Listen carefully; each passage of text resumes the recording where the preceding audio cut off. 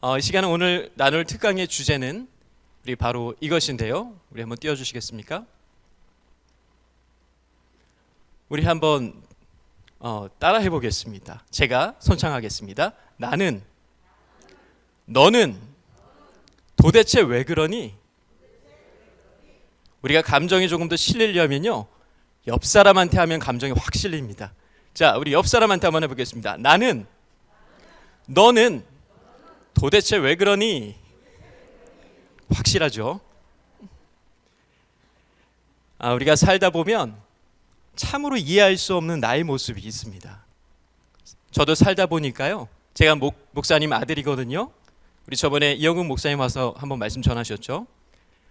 참 훌륭하신 분이고 좋으신 분인데, 그런데도 제가요, 그 목회자 가정에서 자라면서 제 안에 상처와 어려움들이 있더라고요. 그리고 우리 주변의 사람들을 또 보면 어떻습니까? 우리 옆 사람을 보면, 우리 집사람, 특히 집에 계신 분 보면 때때로 참 이해가 안 되죠. 나는 이렇게 노력하고 나는 이렇게 맞춰주려고 하는데 도대체 우리 집사람은 왜 그래? 나는 이렇게 열심히 하는데. 그런 생각 많이들 드실 겁니다. 그래서 우리는 살면서 이런 사람 꼭 만납니다. 나는 저 사람이랑은 진짜 안 맞아. 우리 교회 생활 하다 보면요, 너무나도 잘 지내던 두 분이 갑자기 왼수가 되는 경우들이 있습니다. 처음에 그렇게 잘 지내다가 뭐가 틀어졌는지 왼수가 됩니다. 그런데 뭔가가 안 맞는 게 있기 때문에 그런 거겠죠. 우리가 이런 유명한 말이 있습니다. 우리는 서로 틀린 것이 아니라 서로 다른 것이다. 동의하시죠? 내가 틀린 것도 아니고요, 당신이 틀린 것도 아니고요, 우린 서로 다른 겁니다. 그리고 전도서 3장 11절 말씀에 이런 말씀이 있습니다. 우리가 다 같이 한번 읽어볼까요? 시작. 하나님이 모든 것을 지으시되 때를 따라 각각 아름답게 하셨고. 자, 여기서 중요한 것이 바로 이 한 단어입니다. 각각. 우리 서로를 다르게 지으셨다는 것이죠. 한글 성경에는 각각이라는 표현이 없는데요, 영어 성경에 보면은 이 의미가 포함되어져 있습니다. 그래서 우리 개개인이 한 사람 한 사람이 다 다르다는 것이죠. 하나님이 얼마나 창의적인 분입니까? 저 같으면요, 그냥 공장 같은 데 집어넣어서 비슷하게 다 그냥 쫙쫙쫙쫙 만들어낼 것 같아요. 그럼 더 편할 것 같아요. 근데 우리 주님은 그런 분이 아니시죠. 창의적이시고 창조적이시고 우리를 각양각색으로, 이러한 총천연색으로 다 다르게 만드셨다라는 겁니다. 그래서 우리가 더욱더 개성이 있고 매력이 있는 것이겠죠. 제 아내와 제가 이제 결혼 7년 차거든요. 그런데 7년밖에 안 살았는데 너무 다릅니다. 그런데 하물며 여기 30년, 40년 사신 분들은 얼마나 다른 걸 경험하셨겠습니까? 제 아내는 여행을 진짜 좋아하거든요. 그냥 좋아하는 정도가 아니라 너무 좋아합니다.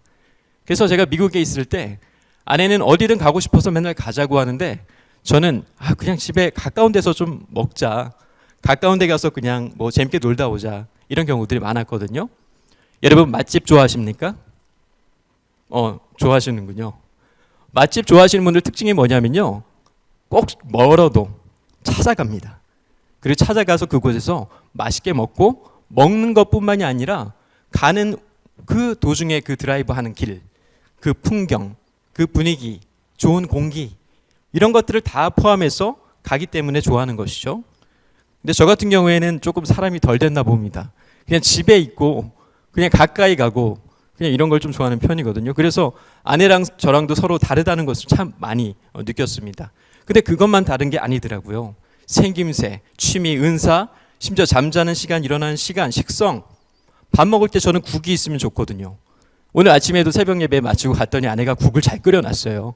남편 수고했다고. 얼마나 훌륭한 아내입니까? 그래서 국을 잘 얻어먹고 왔는데, 근데 그것뿐만이 아니라 사소한 것도 참 달라요. 화장실 걸 때도요, 저는 바깥쪽으로 걸어요. 아내는 안쪽으로 걸어요. 치약질 할 때요, 제가 그렇게 꼼꼼하지 않나 봅니다. 저는 가운데부터 짜거든요. 아내는 꼭 뒤에서 짜라고 하고요. 작은 것부터 참 사소하게 많이 다릅니다. 그런데 그 중에 제가 가장 다른 것을 꼽으라면요, 아마 이것을 꼽을 수 있을 것 같습니다. 성격. 제가 보기에 우리 앞에 계신 우리 자매님께서 성격이 참 좋아 보이세요. 왜냐면 제 많은 분들이 그러지만 우리 앞에 계신 분께서 고개를 잘 끄덕여 주시고 잘 경청해 주시기 때문에 그렇거든요. 근데 제가 생각할 때 성격이 좋다라고 하면 보통 우리가 어떤 사람을 말합니까? 그렇죠. 화 안 내고 잘 참고 막 인내하고 그런 사람들을 말하죠. 그러나 그 사람들의 속내는 과연 어떨까요? 아마 상하고 문드러지고 아마 그런 모습들이 많이 있었을 겁니다. 우리 세상에 좋은 성격과 나쁜 성격이라는 것은 없습니다. 우리는 다른 성격을 가지고 있을 뿐이라는 것입니다. 그리고 다른 성격 가운데 분명한 것은 있습니다. 더 건강하고 더 성숙하고 그런 성격은 있습니다. 그래서 우리가 추구해야 될 것은 각자가 성격이 다르지만 다른 성격 안에서 내가 어떻게 건강하고 성숙한 사람이 될 수 있을까? 이것을 우린 다른 말로 이렇게 얘기하죠. 성경에서는 예수님을 닮아가는 사람. 그리고 이것을 성화라고 말을 합니다. 하나님께서 우리에게 말씀하셨죠. 내가 거룩하니 너희도 거룩하라. 우리는 그 명령에 따라서 더 건강하고 좋은 성격으로 나아갈 수 있도록 해야 됩니다. 특별히 이 시간 제가 성격 심리학 도구인 이 애니어그램이라는 것을 통해서 내가 어떤 성격을 가진 사람인지 스스로 한번 찾아보시기를 바랍니다. 우리 나눠 드린 책자 있죠. 책자 보시고 또 앞에 우리 PPT 보시면서 함께 나누겠습니다. 먼저 이 애니어그램을 사람을 크게 세 가지 유형으로 나눕니다. 첫 번째가 장형, 두 번째가 가슴형, 그리고 세 번째가 머리형이라고 되어 있습니다. 먼저 이 장형부터 보도록 하겠습니다. 이 장형을 잘 나타내주는 표현이 이겁니다. 나는 건강하고 스태미너가 좋아. 나는 건강하고 스태미너가 좋아. 자, 이 말을 들으면 뭐가 떠오르십니까? 뭔가 좀 단단한 느낌이 들죠? 건강하고 다부지고 뭔가 그런 느낌이 듭니다. 이 사람들은 사용하는 에너지가요, 이 본능적인 힘을 굉장히 잘 사용하는 사람들입니다. 보통 체격이 다부지고 힘을 잘 쓰는 타입입니다. 그리고 이들에게 움직이는 힘은 바로 분노 에너지라는 겁니다. 분노라고 하니까 뭔가 안 좋은 것 같죠? 그렇지 않습니다. 이 사람들에게 이 분노 에너지라는 것은 자신을 움직여가는 원동력이고 힘이 바로 그 분노 속에서 움직이게 되는 사람들이죠. 예를 들어서 제가 보기에는 우리 담임 목사님께서 아마 장형이 아니실까 생각을 합니다. 왜냐하면 소위 말하는 그 카리스마라는 것이 있으시고 또 몸에서 뿜어져 나오는 그 기운들이 좋으시고 또 이렇게 사역을 이끌어 가시는 그 본능적인 힘, 이런 것들이 굉장히 좋으셔서 저는 아마 장형이 아니실까 생각을 합니다. 그러나 중요한 것은 본인이 판단을 해야 한다는 것이죠. 자, 두 번째로 넘어갑니다. 두 번째는 가슴형입니다. 이 가슴형 사람들은 이런 말을 합니다. 나는 사람과 소통이 될 때가 너무 좋아. 사람과 소통이 되고 얘기가 될 때 거기서 힘을 얻는 사람들이죠. 바로 인간관계 속에서 인정과 사랑을 받기를 좋아하는 사람들입니다. 이들에게 또 중요한 것이 무엇이냐면요, 남들이 나를 어떻게 생각할까? 과연 이 사람은 지금 나를 어떻게 생각할까? 내 이미지, 그것들이 굉장히 중요한 사람들입니다. 그래서 보여지는 것들이 아무래도 좀 중요하게 여겨지는 사람들이겠죠. 참고로 저는 이 가슴형 사람인데요. 제가 생각하기에 가슴형들은요, 좀 살기가 피곤합니다. 좀 인생이 피곤해요. 왜냐하면 관계 속에서 많은 에너지를 사용하고 관계를 잘 맺으려고 많이 좀 힘쓰는 그런 면이 있기 때문입니다. 그 다음에 세 번째는 머리형입니다. 이 머리형의 사람들은 이겁니다. 나는 아는 게 많아서 좋아. 이 사람들은 아는 것을 좋아합니다. 새로운 정보, 새로운 거, 그리고 남들이 모르는 걸 내가 알고 있을 때 막 기뻐요. 내가 알려줄게, 이런 거야 라고 하면서 거기서 굉장히 만족을 느낍니다. 이 사람들은 그 정보를 가지고요, 이 험한 세상에서 내가 살아남을 수 있다고 생각해요. 장형은 힘을 가지고 살 수 있고, 가슴형은 관계와 감정을 가지고 살 수 있고, 이 머리형들은 내가 아는 정보, 내가 명확하게 알고 있는 그 정보가 나한테 있을 때 이것이 나를 지켜준다라고 생각을 한다는 것이죠. 그런데 우리가 오해하면 안 됩니다. 머리형이라고 해서 머리가 가장 좋다라는 건 아닙니다. 머리 지능지수 IQ라는 것은 장형이건 가슴형이건 머리형이건 상관이 없습니다. 그것은 상관없이 단지 머리를 사용해서 정보를 취득하고 아이디어를 모으는 사람들, 이 사람들이 머리형이라고 할 수 있습니다. 제가 생각하기에 우리 뒤에 계신 우리 조찬일 목사님이, 그리고 또 옆에는 우리 아마 박동현 간사 전도사님이 이 머리형이지 싶습니다. 왜냐하면 두 분을 보면서 어떤 정보를 잘 모으고 수집하고 그리고 잘 찾는 그런 경향성을 제가 옆에서 많이 봤기 때문입니다. 그러나 판단은 본인들이 하셔야 됩니다. 그래서 이 내용을 종합해 보면 그게 우리 만약에 이 장형과 가슴형과 머리형의 사람들이 리더가 된다면 과연 어떤 리더가 될까? 첫 번째, 장형은 이 본능에서 우러나오는 몸의 힘을 아주 잘 씁니다. 소위 말하는 그냥 있기만 해도 거기서 뿜어져 나오는 기운이라는 것이 있습니다. 그래서 그 힘과 어떤 통제력을 발휘할 수 있는 그러한 리더들이 됩니다. 우리나라에 전 세계적으로 많은 탑 리더들이 바로 이 장형의 리더들이 많습니다. 그 다음에 두 번째는 가슴형. 이들은 관계를 통한 소통의 리더가 됩니다. 사람들과 관계하면서 이야기를 커뮤니케이션을 하면서 그 속에서 발견해가는 리더가 되죠. 그리고 머리형은 미래를 사는 비전의 리더. 왜냐하면 정보를 모으고 계속해서 미래를 대비하는 그런 사람들이기 때문입니다.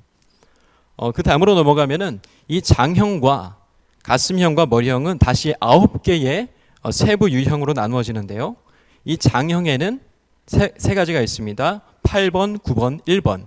그리고 가슴형이 2번, 3번, 4번. 그리고 머리형이 5번, 6번, 7번입니다. 앞에 나오신 그림을 보시면요. 이렇게 동그랗게 되어 있는 그림이 하나 있는데요. 여기 위쪽에 보이는 노란색, 주황색, 빨간색 계열이 이 장형입니다. 8번과 9번과 1번. 번호는 임의로 붙인 건데요. 그 특징들을 따라서 나눕니다. 8번, 9번, 1번. 그리고 녹색 계열이 있습니다. 그것이 2번, 3번, 4번으로 이것을 가슴형이라고 부릅니다. 그리고 파란색 계열이 머리형입니다. 이게 5번, 6번, 7번 이렇게 나누어지는데 제가 좀 더 자세한 사항을 나중에 나누도록 하겠습니다.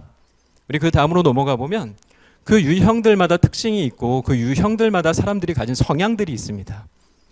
그래서 제가 성경을 읽다가 성경의 인물들을 가지고 제가 이것을 파악을 해봤습니다. 어떤 사람이 어떤 유형이고 어떤 사람이 어떤 성향의 사람인지. 그래서 보니까 1번이라는 사람들은 개혁가적인 요소를 가진 사도 바울 같은 사람이 1번이더라고요. 그리고 2번, 조력자, 돕는 사람으로서 2번 같은 사람이 사도 요한과 같은 사람이고요. 3번, 성취가로서 사무엘 같은 사람이 있고요. 또 안 좋은 케이스는 야곱 같은 케이스가 있습니다. 그리고 예술가의 예레미야, 관찰자의 에스라, 충성가의 여호수아, 그리고 열정가의 솔로몬, 도전자 다윗, 그리고 화합가 아브라함이 있는데요. 제가 이것은 한 유형씩 간단하게 나중에 설명을 하면서 제가 말씀드리도록 하겠습니다. 자, 먼저는 우리 장형 8번부터 보겠는데요. 나누어드린 책자 6쪽을 보시면 됩니다. 나누어드린 책자 6쪽을 보시면 되겠습니다. 8번은 한마디로 이렇게 말할 수 있습니다. 나는 도전가이다. 나는 자신감이 넘치며 강하다. 라고 생각하는 사람들이 8유형입니다. 이들은 스스로 강한 사람이라고 생각합니다. 그리고 내가 약한 모습을 상대에게 보이기를 꺼려합니다. 싫어하죠. 왜냐하면 내가 상대에게 약한 모습을 보인다는 것은 상대에게 내가 약점을 보인다고 생각합니다. 그래서 약점 잡히는 것을 싫어하는 그런 사람들이죠. 자, 예를 하나 들어드리겠습니다. 어떤 중년 남성이 어느 날 암에 걸렸습니다. 병원에 가서 진단을 받았는데 암 진단을 받았죠. 그런데 극단적인 8유형들은 어떻게 하냐면요. 주변 사람들에게 이것을 알리지 않습니다. 왜냐하면 괜히 알렸다가 나와 어떤 대척 관계에 있는 사람에게 그것이 어떤 구실을 주고 그 사람이 나를 업신여길 수 있겠다라는 생각까지도 할 수 있는 사람들입니다. 심지어는 심한 사람은 자기 집사람한테도 얘기를 안 하고 혼자 치료해 보려고 병원에 다니기까지 하는 그러한 아주 강하고 독립적인 사람들이 8유형의 사람들 가운데 많이 있습니다. 이들은 전형적인 옛날 우리 가부장적인 아버지들의 모습이기도 하죠. 약한 모습 보이지 않는 모습이기도 합니다. 이것을 성경에 등장하는 인물 가운데에 용맹한 소년 우리 다윗이 이 8유형에 해당하는 사람이라고 볼 수가 있습니다. 우리 사무엘상 17장 34절로 35절 말씀에 보면 이런 말씀이 있죠. 다윗이 사울에게 말하되 주의 종이 아버지의 양을 지킬 때에 사자나 곰이 와서 양떼에서 새끼를 물어가면 내가 따라가서 그것을 치고 그 입에서 새끼를 건져내었고 그것이 일어나 나를 해하고자 하면 내가 그 수염을 잡고 그것을 쳐 죽였나이다.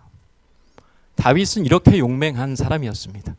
내 양떼를 지키기 위해 만약에 사자나 곰이 왔을 때 따라가서 그 수염을 잡고 내놔 라고 하면서 끝까지 달려들어서 빼앗아 올 수 있는 그런 용감성. 여러분, 맹수한테 함부로 달려들 수 있습니까? 없죠. 그런데도 다윗은 달려들어서 그것을 찾아왔다라고 그렇게 말하고 있습니다. 기본적으로 굉장히 용감성과 도전 정신이 있는 8번입니다. 그리고 여성 가운데에는 우리가 잘 알고 있는 여선지자 사사 드보라 같이 용감한 사람이 있고요. 또 바사 점령기에 유대 동족을 하만으로부터 지키기 위해서 아하수에로 왕 앞에 담대히 나아갔던 에스더 같이 이렇게 담대하고 용감한 사람들이 이 8번 유형 가운데 많이 있다라는 것을 봅니다. 그런데 이 사람들이 이렇게 강한 힘과 권력을 가지려는 데는 크게 두 가지 이유가 있습니다. 첫 번째, 아까 말씀드린 대로 다른 사람들이 자신을 깔보지 않도록 하기 위해 이들에게는 보스의 기질이 있거든요. 우두머리가 되려고 해요. 그러면 이들은 남들에게 어떤 약점 잡히는 것이 있으면 안 됩니다. 자신이 더 강해 보여야 하고 자신이 보스가 되려고 하기 때문이죠. 두 번째, 자신의 영역과 자신의 울타리 안에 있는 사람들을 지켜주기 위해서입니다. 이 사람들은요, 단순하게 강하려고만 하는 게 아니에요. 내가 이렇게 세, 내가 이렇게 대단한 사람이야, 이것만 주장하려는 게 아니고요. 내 사람, 내가 지키고자 하는 사람들을 보호하기 위한 힘을 길러서 내 주변을 잘 지키기 위해서 그렇게 한다라고들 합니다. 마치 다윗이 자신의 양떼를 지키기 위해서 그렇게 나아가서 맹수들과 싸웠던 것처럼 말이죠. 약간 조심스럽지만 이런 표현이 정확할 것 같습니다. 우리 영화를 보면 어떤 조직의 보스들이 다른 파와 싸웁니다. 그리고 다른 파를 소위 말해서 정리를 하죠. 왜 정리를 합니까? 우리 사람을 지키기 위해서. 우리 성도님들 가운데도 그런 분들 계실 수 있어요. 나랑 친한 사람은요, 정말 잘 챙겨요. 정말 잘 보살피고 정말 연락도 자주 하고 맛있는 거 사주고 막 합니다. 그런데 나와 상관이 없다 여기는 사람에 대해서는 어떤가요? 신경도 안 쓰는 사람이 있어요. 관계 없으면 전혀 이렇게 연락도 없고 그런 분들이 계십니다. 이런 분들이 8유형의 확률이 높습니다. 내 사람과 내 사람이 아닌 사람, 내 편 그리고 네 편을 잘 구분하는 그런 사람들이 8유형 가운데 많이 있죠. 조금 더 자세히 보면 우리 8유형에 대해서는 7쪽, 우리 잠깐 7쪽 보시겠습니다. 7쪽에 보면 그 내용들이 나와 있는데요. 8유형의 긍정적인 모습과 개선할 모습에 대해서 나와 있습니다. 첫 번째, 8유형의 긍정적인 모습. 이들은 굉장히 솔직합니다. 겉과 속이 같습니다. 그래서 때때로 너무 속이 겉과 같아서 다른 사람들을 당황시키기도 해요. 왜냐하면 조금 가끔은 우회적으로 좀 말할 필요도 있거든요. 근데 이 사람들은 단도직입적입니다. 너 그거 했어? 너 그거 안 했어? 너 그거 왜 안 가져와? 이게 좀 더 정확하게 단도직입적으로 얘기하는 사람들이 이 8유형 가운데 많이 있습니다. 사실은 대화의 기술은 직진 그리고 우회, 그러니까 함께 있을 때 가장 밸런스 있게 갈 때 좋겠죠. 이들은 좀 그리고 대체적으로 대항하는 성격이 있습니다. 그냥 이유 없이 반대하는 사람들이 있어요. 그런 사람 가운데 이 8유형들이 많습니다. 그리고 기본 성향이 굉장히 진취적이어서 말과 행동이 상대가 느끼기에는 분명히 그냥 하는 말도 이렇게 뭔가 공격적이고 전투적으로 느껴지는 사람들이 많다고 합니다. 그래서 상대의 오해를 많이 사기도 하고요. 좀 무례하다라고 생각할 수도 있는 사람들이 8유형이죠. 그리고 이 매뉴얼에 보시면 약자를 무시한다고 되어 있는데 이것은 힘없는 자를 무시한다는 뜻이 아니라 독립적이지 못한 사람. 어떤 사람들 보면 굉장히 의존적인 사람들이 있습니다. 그런 사람들 보는 것을 못 견뎌야 하는 게 이 8번입니다. 사람이 독립적이어야지 너처럼 왜 이렇게 약해 빠졌냐, 왜 이렇게 의존적이냐 라고 말하는 사람들, 이런 사람들이 8번의 사람들이라는 것이죠. 자기 고집도 셉니다. 그래 남들과 타협하는 것이 어렵고요.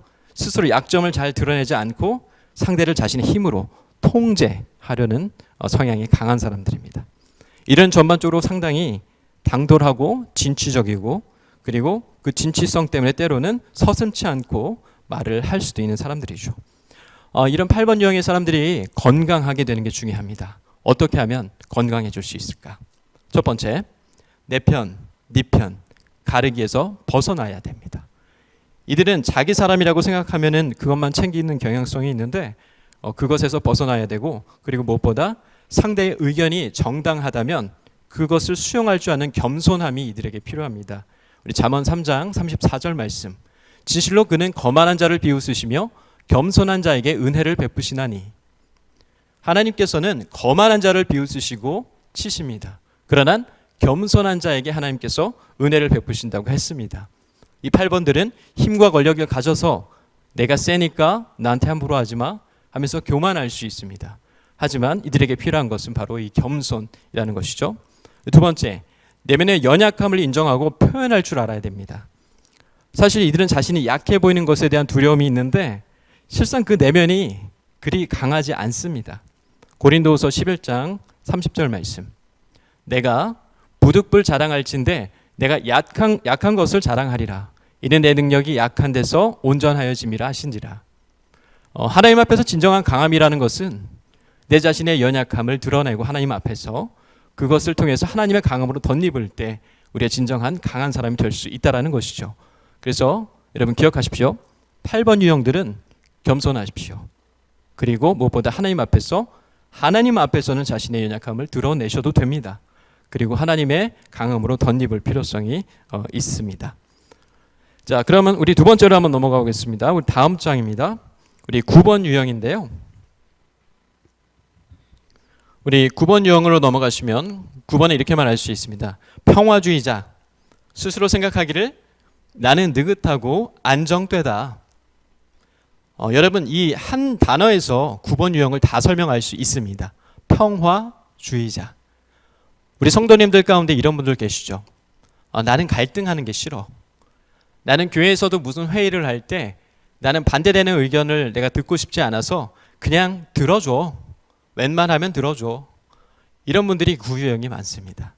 이런 기질적으로요 싸우는 걸 싫어합니다. 평화롭게 하는 걸 좋아합니다. 그래서 예를 들어 이런 분들이 어느 친교회의 회장으로 사람들이 이렇게 후보로 입후보했습니다. 근데 이 사람은요 사실은 마음속으로는 굉장히 하기 싫어요. 그런데 이 조직체의 평화를 위해 그리고 우리 공동체의 평화를 위해 마지못해서 한다고 하긴 했는데 집에 돌아와서 생각해 보니까 나는 도저히 못할 것 같아요. 그럼 이 사람은 다음 모임에 여러 가지 핑계를 대고 안 나올 확률이 꽤 높습니다. 앞에서는 한다고 했지만 구유형들은요 앞에서 한다고 진짜 다 하는 게 아니에요. 속내는 다를 수 있어요. 굉장히 겉과 속의 느낌이 다른 사람들입니다. 예를 들어 너 이거 먹을래? 근데 이 사람들이 한 3초 고민하잖아요. 그럼 먹기 싫은 거예요. 근데 어떤 사람들은 그 3초 지나서 그래 먹을래 했다고 해서 단지 그것만 듣고 얘는 좋구나 라고 생각을 하는데 9번들은 그렇지 않습니다. 보통 싫을 때는 조금 길어져요. 텀이 생겨요. 대답이. 이런 사람들이 구유형이 많다라는 것이죠. 이들은 평화주의자로서 어떻게 하면 사람들과 잘 지낼까를 많이 고민하고 겉으로 보기에 제일 엄청 편해 보이는 사람들이 있어요. 나 이 사람 대하기 너무 편해. 근데 실제 대해 보면요 그 속내가 굉장히 복잡합니다. 겉은 편해 보이는데 속은 복잡한 사람들, 그런 사람들이 9번 유형의 사람들이 많이 있습니다. 대표적인 성경 인물로 우리가 아브라함을 제가 찾아봤는데요. 아브라함 같은 경우는 하나님께서 말씀하셨죠. 너희 본토와 아비집을 떠나 내가 내게 지시할 땅으로 가라. 본토와 아비집을 떠나 갈대아 우르를 떠나서 하나님께서 지시할 새로운 땅으로 가라고 했습니다. 그러나 갈대아 우르라는 지역이 굉장히 살기가 좋았나 봐요. 굉장히 비옥하고 그래서 그 지역을 잘 떠나지 않으려고 했습니다. 그러다가 마지못해 떠났는데 또 이 하란이라는 곳에서 아버지 데라를 또 장사하기 위해 2년이라는 시간을 또 머물고 그 다음에 마지못해 어떤 순종과 반순종의 마음을 가지고서 그 다음에 가나안으로 갔죠. 아브라함 같은 경우가 어찌 보면은 겉에 보이는 모습과 그 속내의 마음이 굉장히 달랐던 사람이라고도 볼 수 있습니다. 그리고 또 안 좋은 예가 하나 있습니다. 바로 요나죠. 요나 하나님께서 명령하셨습니다. 회개의 메시지를 가지고 니느웨로 가라. 근데 요나가 어떻게 했죠? 다시스로 갔습니다. 그리고 요빠 항구로 가서 멀리 도망가려고 그랬죠. 처음에는 가는 것처럼 했지만 결국에는 어떻게 했습니까? 안 갔다가 혼나고 그 다음에 다시 갔죠. 이것이 구유형의 모습이기도 합니다. 바로 앞에서는 가려고 합니다. 하려고 합니다.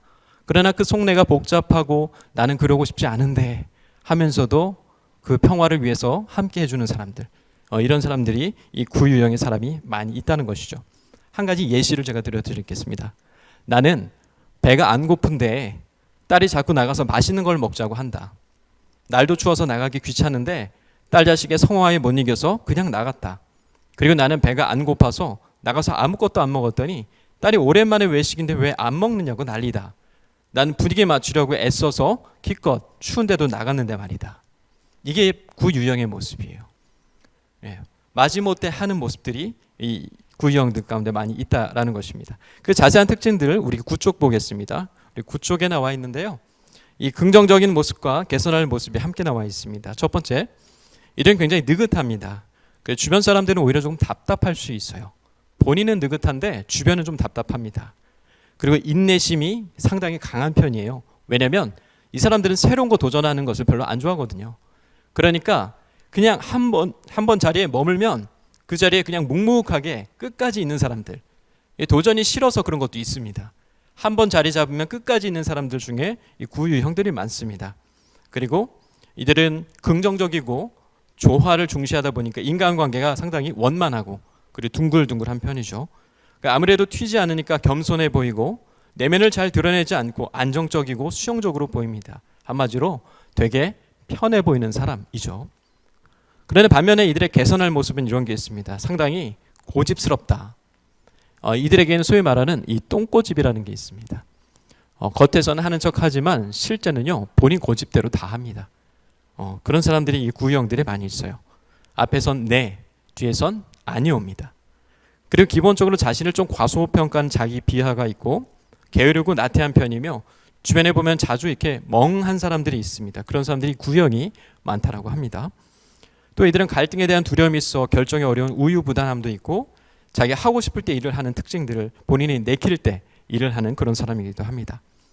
이들에게 건강하고 보다 성장하기 위해서는 두 가지가 필요하다고 할 수 있습니다. 첫 번째, 이들은 구체적인 목표와 계획을 세우도록 힘써야 합니다. 잠언 11장 14절 말씀인데요. 지략이 없으면 백성이 망하여도 지략이 많으면 평안을 누리느니라. 이들에겐요 지략이 필요합니다. 이들은 무계획이 계획입니다. 하지만 계획을 세워야 되겠죠. 조금 적극적으로 구체적인 계획을 세우고 움직일 수 있는 그런 사람이 되어야 합니다. 이 사람들 별명이요 나무늘보예요. 나무늘보. 항상 좀 느리고 천천히 가는 그런 습성들을 가지고 있습니다. 그리고 두 번째, 성장하기 위해서 갈등을 피하지 않는 지혜, 갈등을 해결하고자 하는 명철이 필요하다.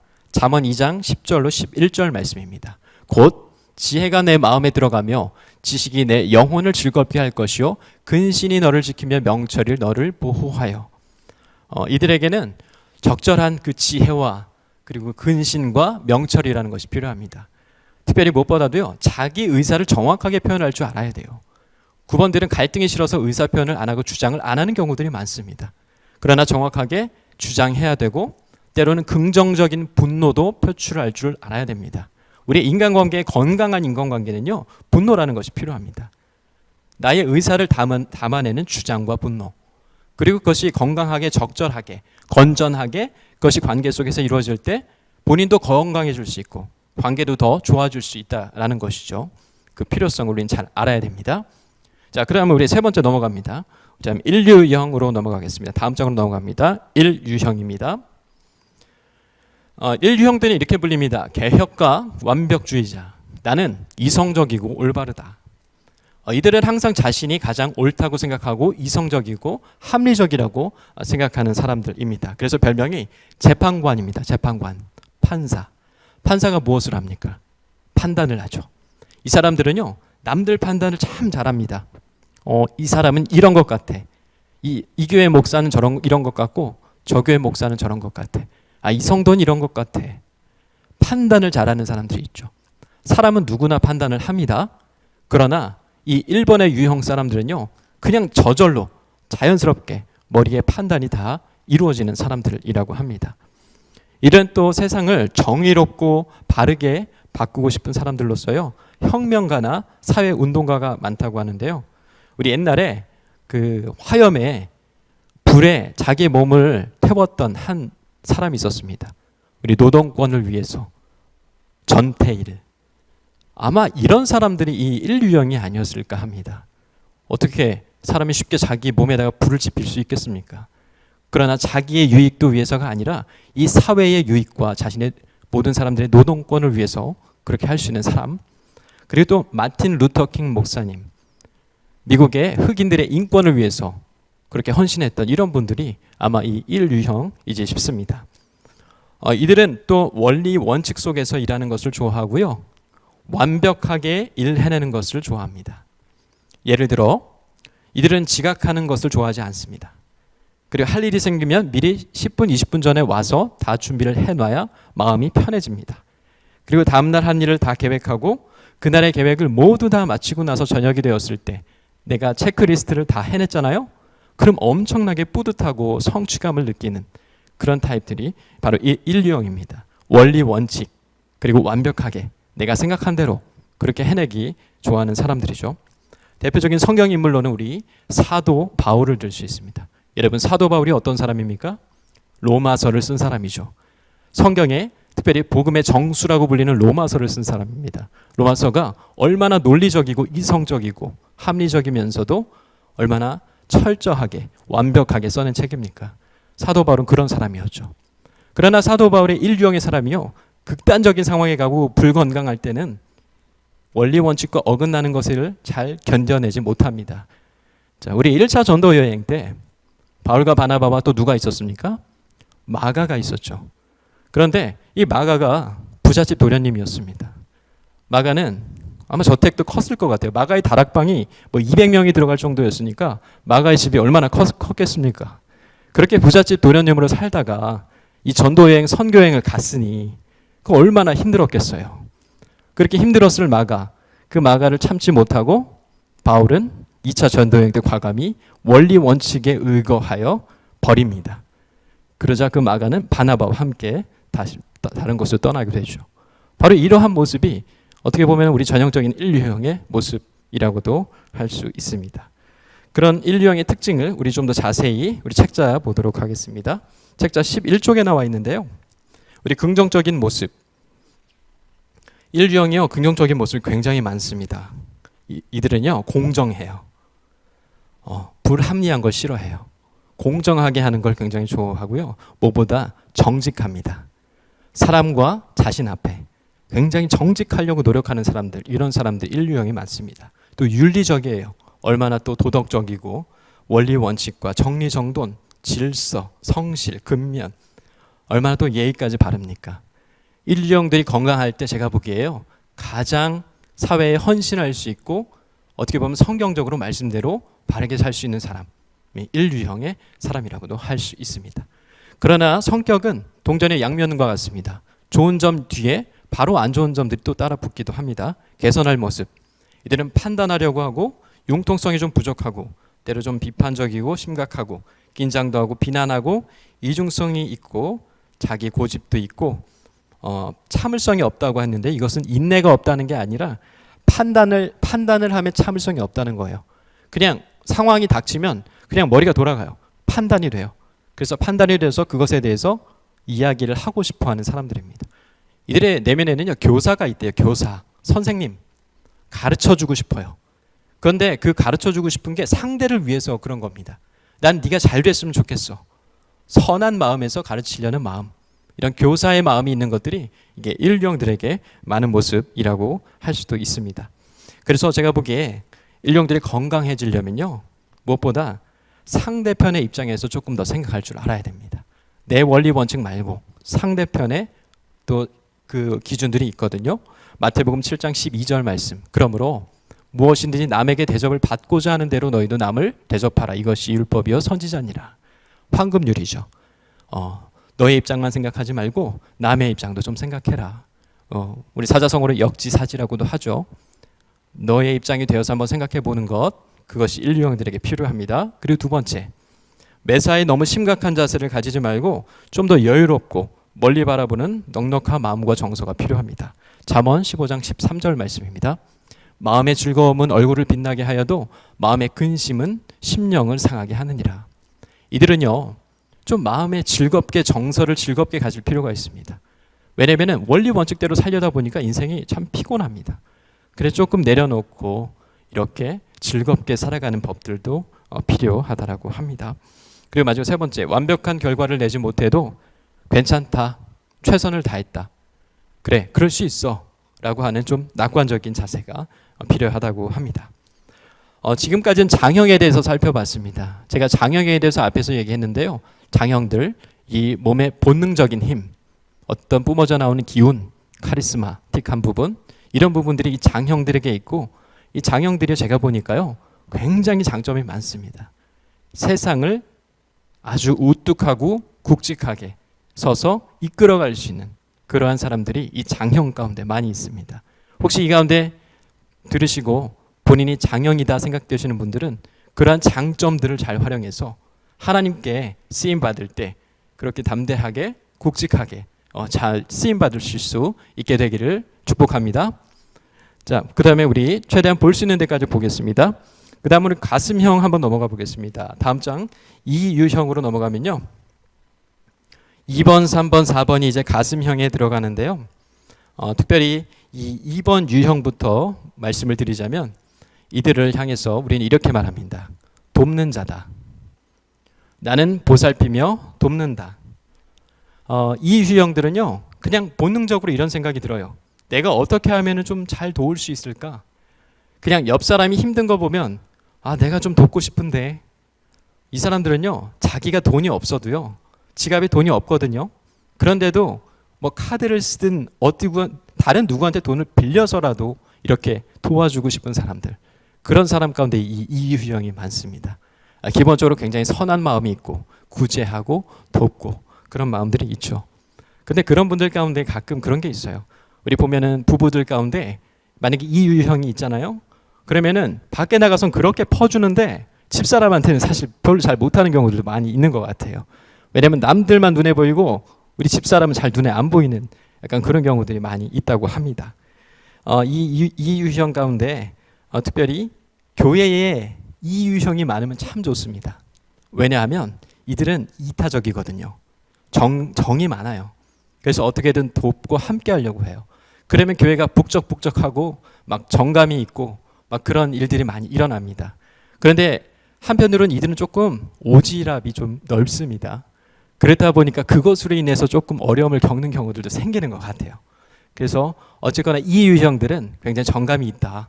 사람들이 친절하다. 저는 이렇게 지내면서 제가 아직은 우리 성도님들 많은 분들을 알지 못하지만 우리 뒤에 계신 우리 박인숙 간사님이 아마 이 유형이지 싶습니다.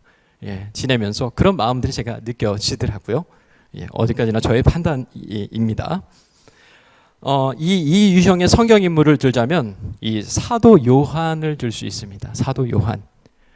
사도 요한의 특별한 행동과 어떤 그런 것 때문이 아니라요, 사도 요한이 썼던 그런 성경의 그 내용들 때문에 그렇습니다. 사도 요한은 요한 서신만 봐도 요한 서신이 주로 무슨 내용입니까? 하나님의 사랑. 그 사랑을 모티브로 해서 너희도 서로 사랑하라 라는 것이 주된 강조점입니다. 그리고 요한 계시록도요, 우리가 종말에 대해서 얘기할 때 뭐 굉장히 많은 일들이 있지만 궁극적으로는 하나님께서 신자들에게 주시는 희망적인 메시지입니다. 사랑의 메시지고요, 하나님 예수 그리스도께서 다시 오셔 모든 것이 회복될 것에 대한 희망을 얘기하고 있습니다. 아마 요한도 그런 사랑과 희망의 사람이었으리라 생각이 됩니다. 성경이 하나님의 감동으로 쓰여졌지만 그 쓴 사람의 저자의 삶과 그 필체와 그런 것들도 함께 녹아져 있거든요. 그래서 사도 요한도 아마 그러한 사랑의 사람이지 않았을까 생각을 합니다. 그리고 우리가 잘 알고 있는 착한 사마리아인, 길가에 쓰러져 있던 사람을 순수하게 도왔습니다. 어떤 목적성을 가지고 돕지 않았어요. 순수하게 도와서 그 사람을 상처를 싸매주고 포도주로 닦아주고 그리고 주막까지 데리고 가서 이렇게 마지막까지 케어하고, 이런 모습들이 우리 어떻게 보면 이 유형의 전형의 모습이라고도 할 수 있습니다. 예시를 좀 들어보자면요, 이들은 어머니 가운데 이런 분들이 있습니다. 결혼하고 아이를 양육하느라 형편이 빠듯한 내 자녀에게 내가 모은 돈을 보내는 것은 전혀 아깝지 않은데 내 옷을 사기 위해 돈 쓰는 것은 너무 아깝다. 그래서 늘상 내 옷은 시장에서 싸구려만 사고 그 돈 모아서 어려운 이들을 도울 때 마음이 훨씬 더 편하다. 그런 분들 계세요. 나한테 투자하는 건 너무 아까워요. 근데 어렵고 힘든 사람들한테 그걸 주면요, 만족감이 너무 큽니다. 가끔 우리 작년에도 그런 분들 계셨어요. 동네 경찰서 뒤에다가 몇억 원의 돈, 몇천만 원의 돈, 아무런 이유 없이 자신의 이름도 밝히지 않고 갖다 놓고 사라지시는 분들. 몇 년 동안 이것을 하신 분이 계셨거든요. 그분들이 수년간 한 금액이 7억이 넘습니다. 어떻게 이렇게 일을 할 수 있을까? 그런 분들의 특징은 자신을 드러내려는 것이 아니에요. 그저 어려운 사람들에게 그 돈을 쓰고 싶은 겁니다. 제가 보기에요, 그분 형편 그렇게 좋지 않았을 것 같아요. 어렵게 모아서 그 쌈짓돈 모아서 그걸로 도와주고 싶어 했던, 얼마나 귀한 마음입니까? 이런 분들이 아주 건강한 이 유형의 모습이라고 할 수 있습니다. 그러나 이 유형이라고 다 그런 것은 아닙니다. 어떤 분들은요, 불건강한 이 유형은요, 내가 이만큼 해줬으니까 너도 이만큼 나한테 해줘. 이 유형의 마음에 이런 마음이 있습니다. 내가 해준 만큼 너도 나한테 감사 표시를 해야 돼. 내가 이렇게까지 해줬는데 너는 나한테 아무것도 안 해? 그러면서 마음에 분노가 쌓입니다. 이것이 불건강한 이 유형들이에요. 베풀고 받기를 원하는 마음. 정확하게 말하면요, 받기 위해서 베푸는 경우도 있습니다. 이들은 사랑에 고파요. 나에게 관심 가져주길 원해요. 그러니까 내가 이렇게 베풀어주고 나서 나에게 돌려주는 거, 그거 받으면서 굉장히 기뻐하고 만족하는 사람 유형이기도 해요. 그렇기 때문에 건강하려면요, 베풀고 잊어버려야 됩니다. 하나님께서 갚아주시리라 믿고 하나님께 맡기고 자신은 그냥 베풀고 잊어버릴 줄 아는 사람, 이게 건강한 이 유형의 모습이 될 수 있습니다. 이 유형의 우리 좀 세부적인 사항들은 13쪽에 나와 있는데요. 13쪽 간단하게 보면 우리 긍정적인 모습이 있습니다. 다정다감하다, 사람을 잘 보살핀다, 적응을 잘한다, 먼저 다가가고, 무엇보다 이들은요, 감정을 잘 알아차립니다. 상대편이 어떤 상태인지, 지금 어떤 마음인지, 기본적으로 친절하고 사랑스럽고 따뜻하고 공감을 잘하는 사람들이죠. 근데 반면에 개선할 모습은 이들은 소유욕이 강하다 했는데, 이때 이 소유욕은 사람에 대한 소유욕입니다. 내가 저 사람을 내 사람으로 만들고 싶어, 나만 더 소유하고 싶어, 내가 더 사랑받고 싶어, 이런 사람들이 이 유형에 많다는 것이죠. 그래서 감정을 때때로 과하게 표현합니다. 나 너 이렇게 사랑해. 상대편은 불편한데 본인의 감정에 취해서 본인만 막 사랑을 표현하는 경우들이 많이 있어요. 그럼 상대가 좀 부담스럽죠. 이럴 수 있는 사람, 이게 이 유형들이고요. 이들은 좀 애둘러서 말하는 편이고, 조정하려고 하고, 의존적이고, 거절을 잘 못하며 상당히 관계에 지향적입니다. 그 자신의 욕구를 모르고, 하지만 굉장히 자기 희생적이기도 하죠. 이들은 남들에게 많은 유익을 끼칩니다. 그러나 반면에 남들에게 많은 것을 요구하기도 한다는 것이죠. 그래서 건강하게 이 형들이 있는 것이 굉장히 필요한데, 건강하려면 첫 번째, 조건 없이 도와주십시오. 혹시 내가 2번 유형 같다, 그러신 분들 여기 계신다면, 그러면은 우리 온라인에 계신 분들도 조건 없이 돕고자 힘써야 됩니다. 베풀고 나서 잊어버리십시오. 그리고 두 번째는, 그리고 이 형들이 필요한 말씀을 우리 잠깐 띄워주시면, 이 구절입니다. 너는 구제할 때 오른손이 하는 것을 왼손이 모르게 하여 내 구제함을 은밀하게 하라. 은밀한 중에 보시는 아버지께서 갚으시리라. 왼손이 아닌 오른손이 모르게 은밀하게 베풀고 잊어버리는 마음, 하나님께서 하늘이든 이 땅이든 갚으실 줄로 믿고 그렇게 해야 합니다. 그 다음에 넘어가겠습니다. 우리 그 다음은 3유형인데요. 가슴형의 3유형들은 성취가라고 불립니다. 이들은 목표를 이루는 성취가들로서 나는 굉장히 탁월하고 공감 능력이 있다라고 말하는 사람들이죠. 세상에서 소위 말하는 성공한 사람들 가운데 이 3유형들이 많다고 합니다. 왜냐하면 이들은 두 가지를 가지고 있습니다. 첫째, 일을 잘할 수 있는, 일을 효율적으로 할 수 있는 능력이 있고요. 둘째, 사람의 마음을 잘 얻을 수 있는 그런 능력까지 있습니다. 그래서 어떻게 보면 지성과 또 감성을 함께 겸비해서 어떻게 보면 시대가 굉장히 필요로 하는 좋은 요소를 많이 가진 사람들이 이 3유형의 사람들이라고 할 수 있습니다.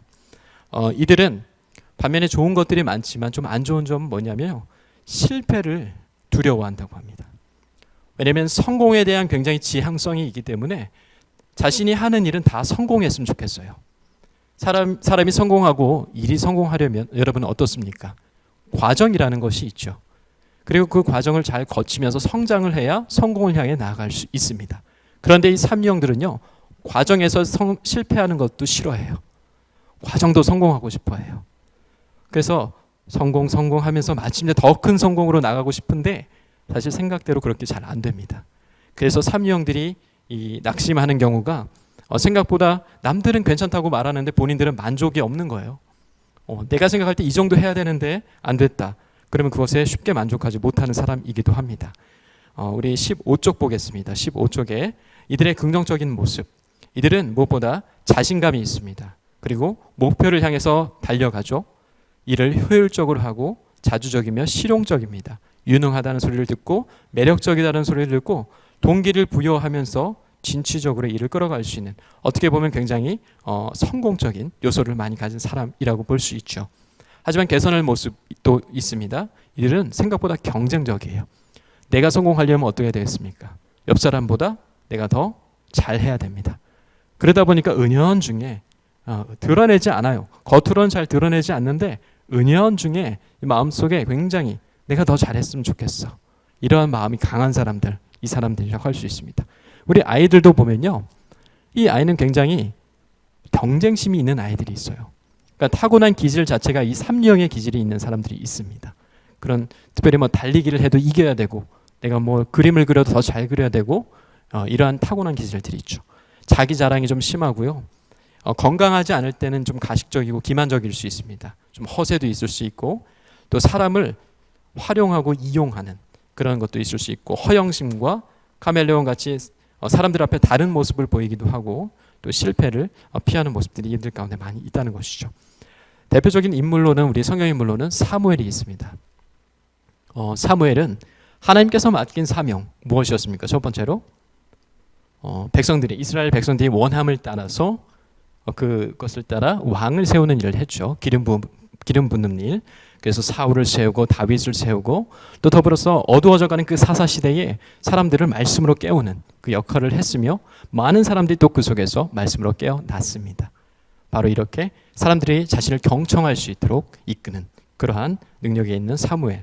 그러나 불건강한 3번은요, 야곱처럼 됩니다.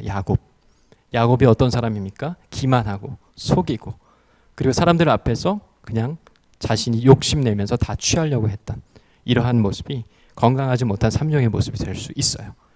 그래서 건강하고 성숙해지려면 이들은요, 첫 번째, 너무 완벽하고 완전하게 일을 하려고 하지 말고 과정이 필요하다는 것을 깨닫고 인정하고 하나씩 단계적으로 일을 해갈 수 있는, 그러면서 하나씩 성장해가는, 한 번에 가는 것이 아니고 단계를 거쳐갈 수 있는 그런 모습들이 이들에게 필요합니다.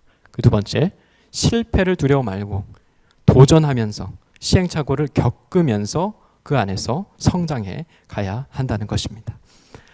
그 다음으로 넘어가겠습니다. 그 다음 우리 사유형입니다. 사유형. 다음 장 우리 16장인데요. 가슴형의 마지막인 이 사유형은요, 제가 보기에 가장 독특합니다. 그래, 예술가 또는 개인주의자라고 불리는데요. 나는 독특하고 특별하다. 이 사람들이 본인에게 가지는 의식은요, 이겁니다. 나는 너랑은 달라. 나라는 사람은 뭔가 당신과는 다른 무언가 특별한 탤런트가 나한테 있어. 그런 사람들 중에 이 사유형이 많은데요. 영화 배우나 어떤 가수나 엔터테인먼트적인 요소를 가진 사람들, 이런 사람들 가운데 이 사유형이 많다고 합니다. 왜냐면 본인이 튀어야 되거든요. 본인이 가장 개성이 있어야 되거든요. 우리 이렇게 주변의 사람들 보면 그런 사람들이 있죠. 옷을 정말 특이하게 입는 사람들이 있어요. 누가 봐도 이쁘다, 멋있다 이런 옷 말고요. 굉장히 그냥 특이하게 입는 사람들이 있어요. 그리고 남들이 잘 안 듣는 뭐 가방, 안 신는 신발 이런 거 신고 좀 독특하게 다니는 그런 유형의 사람들이 있습니다. 그런데 그런 사람들이 옷만 독특한 게 아니라 실제 이 내면도 조금 독특한 사람들이 많아요. 소위 말해서 자신만의 세계가 있는 사람들. 이런 사람들은 감정의 기복이 좀 심합니다.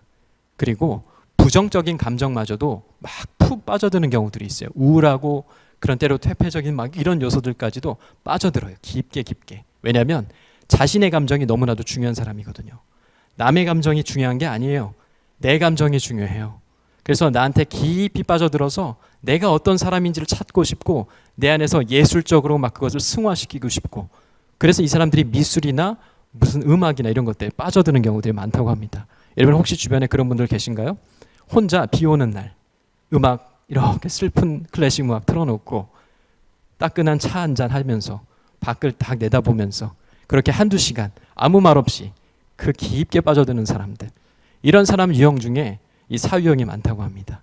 그것이 본인에게 힐링이 된다는 것이죠. 어쨌거나 이 사유형의 사람들은 조금 자신의 감정에 깊게 빠져들고 그런 좀 특이한 면들이 있습니다. 더불어서 이들에게는 조금 시기심과 질투가 많다고 합니다. 예를 들어 이런 거죠. 저에게는 피아노 잘 치는 친구가 있었습니다. 그 친구는 콩쿠르 대회 나가서 상도 받아 너무 부러웠습니다. 나도 잘 치고 싶은데 마냥 부럽다가도 갑자기 그 친구가 미워지기 시작합니다. 그리고 그것을 부러워하며 미워하는 내 자신이 또 미워집니다. 그런데 이 우울한 감정을 젊은 시절에는 경험했는데 그 감정이 지금도 나이가 들어서도 여전히 피아노에 대한 미련이 남아서 제 손녀딸에게 꼭 피아노를 배우도록 시켰습니다. 사람은 누구나 자신이 이루지 못한 것을 누군가를 통해 대리만족하고 싶은 마음들이 있죠. 그런데 이 사유형들은요, 질투와 시기심이 많다 보니까 이래 대리만족의 마음이 더 크대요. 그리고 어떻게든 얻어내고 싶고 자기가 그거를 성취하고 싶은 그런 마음들이 이 사유형들에게 많이 있다고 합니다. 좀 더 자세한 내용들을 보시면 우리 17쪽에 나와 있는데요. 우리 17쪽을 보시면 이 사유형의 사람들은 영감이 있다고 합니다. 왜냐하면 본인만의 독특한 세계가 있다 보니까 본인만의 독특한 창의적이고 좀 창조적인 그런 영감을 많이 가진 사람들이 이 사유형들이 많습니다. 그리고 무엇보다 자신에게 솔직하고 진실하고 감수성도 예민하고 무엇보다 자신을 잘 성찰합니다. 나는 어떤 사람인가? 나는 무엇을 위해 사는 사람인가? 또 철학자들 중에도 많고요. 또 표현력도 좋고 창의, 품위, 또 자기 성찰, 아름다움을 창출해낼 줄 압니다. 반면에 개선할 모습을 보자면 이들은 좀 우울해요. 항상 보면 조금 우울한 감성을 가지고 있습니다. 또한 자기에 대한 의식이 워낙 강하고 좀 위축되는 그런 성향도 있고요. 감정의 기복도 좀 심하고 자신에게만 몰두하는 성향이 강합니다. 예수님을 믿어도요, 그런 사람들이 있어요. 복음으로 중생하여 거듭났습니다. 근데 그 사람이 계속 죄의식 속에 빠져서 사는 사람들이 있어요. 세상에 뭐 작은 일만 벌어져도 계속 죄의식이 생기고 마음이 불편하고 그리고 끊임없이 그걸로 괴로운 사람들, 이런 사람들은 자신의 감정에 너무 충실하다 보니까 그런 죄를 너무 깊게 인식하는 경우들이 있다고 합니다. 그래서 이 사유형들은 또 그런 특징들이 있고요. 또 시기심과 까다로움과 감정적으로 민감한 모습들도 그들에게 있습니다. 이런 사유형이 건강하게 성장하려면 무엇보다도 건강한 자존감, 나 자신을 더 사랑하고 아끼는 건강한 자아 존중감을 가질 필요가 있습니다. 하나님께서 나를 이렇게 귀하게 만드셨구나 라는 것에 대한 더 많은 인식을 가져야 됩니다. 비교하지 말고요, 나로서 하나님 앞에 귀한 존재라는 것, 그것을 더 많이 인식하고 인지하는 것들이 이들에게 필요합니다. 그리고 우울한 감정에 계속 머물지 말고 하나님 주시는 그 생명과 그 기쁨, 그것을 계속해서 누릴 수 있도록 힘써야 한다는 것이죠. 시편 16편 11절 말씀, 주께서 생명의 길을 내게 보이시리니 주의 앞에는 충만한 기쁨이 있고 주의 오른쪽에는 영원한 즐거움이 있나이다. 주님 안에 있는 그 기쁨과 생명과 능력들을 더 많이 누리고 더 많이 경험할 때 이 사유형들이 건강해질 수 있다라는 것입니다.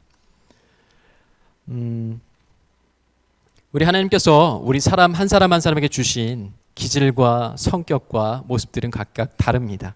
특별히 지금 나누었던 2번, 3번, 4번의 가슴형들은요, 이들은 관계를 중시하고 사람과의 그 속에서 에너지를 얻기 때문에 또 때로는 조심해야 됩니다. 뭘 조심해야 되냐? 사람을 너무 믿는 경향이 있습니다. 때때로 사람을 너무 믿다 보면 또 상처도 받고 또 어떤 배신감도 느끼고 그런 마음들도 생길 수 있는데, 이 유형들에게 필요한 것은요, 사람을 의존하기보다 하나님을 더 의존하는 법들이 이들에게 필요합니다. 사람보다는 하나님이 우리가 더 신뢰할 대상이라는 거, 그것을 정확하고 명확하게 이해하고 하나님께 나아가는 삶, 그것이 이 유형들에게 더욱더 필요한 모습이라고 할 수 있을 것입니다. 오늘 제가 이렇게 가슴형까지 살펴봤는데요.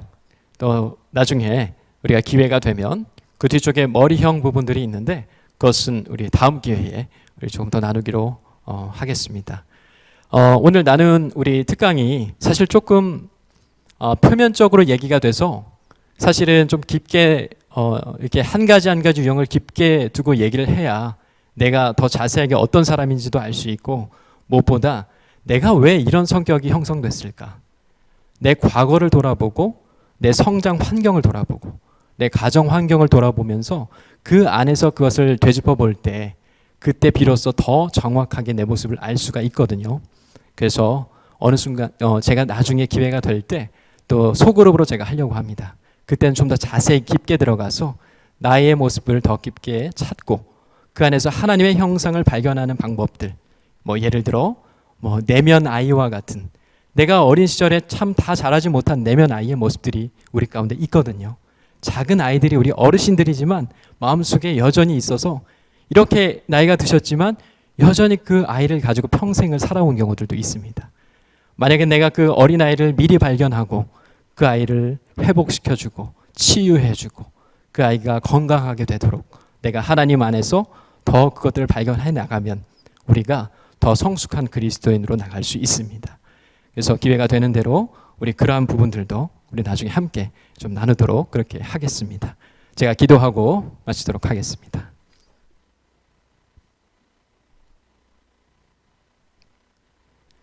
사랑과 은혜가 풍성하신 하나님 아버지 감사합니다. 오늘 우리가 나의 성격과 나는 누구인지 나의 정체성에 대해서 우리 함께 나누어 보았는데, 하나님께서 우리를 각자 특별하게 지으시고 하나님께서 우리를 각자 귀하게 지으시고 우리를 지으신 목적대로 우리가 살기를 하나님께서 원해 하십니다. 우리가 내 자신의 내면을 바라보면서 무엇보다도 내 과거에 어려웠던 일들 속에 내가 상처받고 또 훼손되고 또 일그러진 부분들이 있다면 우리가 그런 부분들을 하나님 앞에 내어놓고 그것을 하나님 앞에서 회복시켜 주시기를 우리가 기도할 수 있는 자들 될 수 있도록 도와주시고, 하나님께서 도우시는 그 손길이 우리에게 임하였을 때 하나님이 정말 도우시고 하나님께서 우리를 정말 치료하시고 치유하시는 분이라는 사실을 우리가 몸소 깨달아 우리가 경험적으로 하나님이 정말 우리에게 너무나도 좋으신 분이라는 것을, 또한 무엇보다도 내가 회복되어 그 회복된 모습이 예수 그리스도로 인하여서 가능해졌다는 그 복음의 능력을 또한 이 치유 속에 함께 경험하여 그것을 다른 사람들에게 전하여 그들도 치유되고 변화되고 하나님의 사람으로 살아갈 수 있도록 하는 일에 우리가 귀하게 쓰임받는 모든 복음 전도자의 삶으로 나아갈 수 있도록 하나님 붙들어 주시옵소서. 하나님 감사를 드립니다. 예수 그리스도의 이름으로 기도드렸습니다. 아멘.